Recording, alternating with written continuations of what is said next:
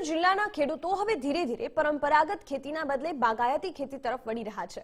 ત્યારે ધ્રાંગધ્રા તાલુકાના વાવડી ગામના પ્રગતિશીલ ખેડૂતે પરંપરાગત વાવેતરના બદલે બાગાયતી પાકમાં દાડમનું વાવેતર કર્યું છે।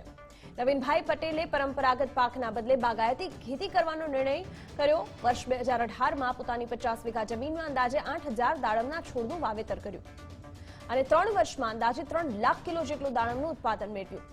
ખેડૂતને દાડમના ભાવ પ્રતિ કિલોએ 55 થી 60 રૂપિયા મળતા હોવાથી તેમને દાડમ વેચવા માટે પણ બહારગામ જવું પડતું નથી।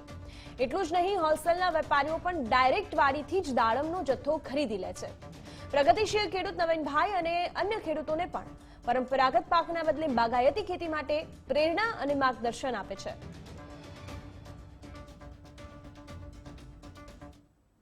દાડમમાં આ પટેલ ભેગામાં લગભગ 2 વર્ષથી રહું છું। મારી હાજરી રોજની 400 રૂપિયા આવે છે।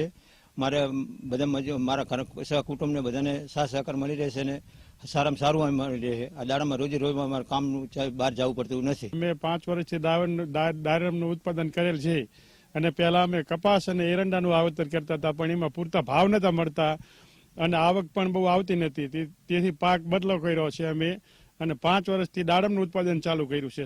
બાગાયત ખાતામાંથી અમને સહાય મળી હતી, સપોર્ટ મળતા જ આવે છે।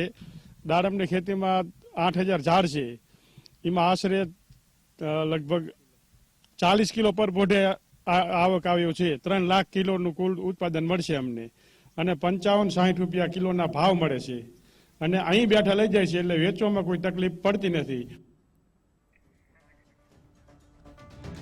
તો જે રીતે ખેતીમાં બાગાયતી ખેતીમાં ખૂબ જ વધારે ફાયદો પણ છે અને પરંપરાગત ખેતીના જગ્યા ઉપર બાગાયતી ખેતી માટે સરકાર દ્વારા પણ અનેક સહાય કરવામાં આવે છે અને આ જ સહાયનો લાભ લઈને સુરેન્દ્રનગરના આ ખેડૂતે પોતાના ખેતરમાં બાગાયતી ખેતી કરવાનો નિર્ણય કર્યો।